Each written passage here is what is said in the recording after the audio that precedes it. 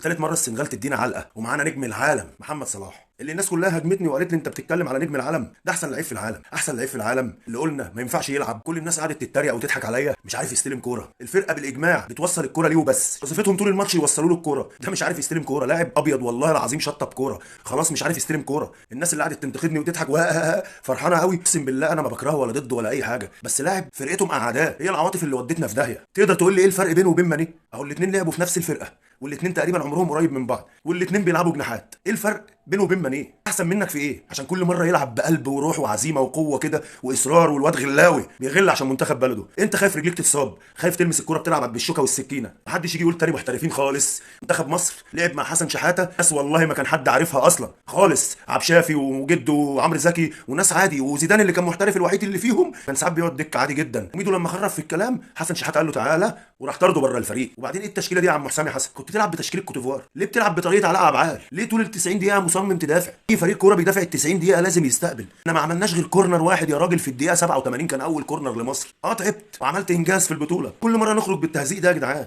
المفروض تكون قاري الفرقه دي يا عم. بلاش حسام حسن، اللعيبه اللي في الملعب دي ما عندكوش دم، ما انتوا لعبتوهم قبل كده حافظينهم صم، والكوره اللي عمالين يلعبوا عليها من العمق برضه بتتعمل فيكم، كل دقيقه يعملوها فيكم ومحدش بيحرم. لغايه ما جت كوره راح شايطها الراجل، جت جول وحييه طبعا عشان لاعب بيلعب لمنتخب بلده برجوله. عيب بقى، كفايه بقى محترفين، نلعب بقى كده ايه اللعيبه البلدي المحليين اللي عايز يبان ويثبت وجوده. ومن وجهه نظري كده ارجل واحد في الماتش النهارده حسام عبد المجيد، وما شفتش اي حد تاني. كلكم كده بالاجماع لعيبه عاله، والله المنتخب ده المفروض يتفور وما نشوفش حد فيكم تاني خالص. كتير كلكم كده بالاجماع كده. كل ده عشان في ناس برضو اتظلمت، في لعيبه كتير جدا المفروض تتاخد معاكم المنتخب اتظلمت، ولعيبه قاعده على الدكه اتظلمت، وحاجات غريبه بتعملها بصراحه. يعني انت عملت اقصى ما في وسعك، بس شغل دماغك خلاص بقى، خربت يلا بقى افتح بقى خلاص يلا. راح تنزل لي مصطفى محمد وصلاح محسن في الدقائق الاخيره، هيعملوا ايه يعني؟ عموما انتوا حرقتوا دمنا، معلش النيجيريين والسنغاليين والمغاربه مش احسن مننا في حاجه عشان يتحرق دمنا كده. احنا للاسف شجعنا عيال صغيره، واولكم محمد صلاح اللي طالعين بيه القلعه ده. والله العظيم ومش قد المسؤوليه، حزنتونا وهتخلونا نايمين متضايقين ومخنا عالي وهيجي لنا الامراض. والله الله اعلم هنلاعب نيجيريا ولا المغرب وهنشيل كام.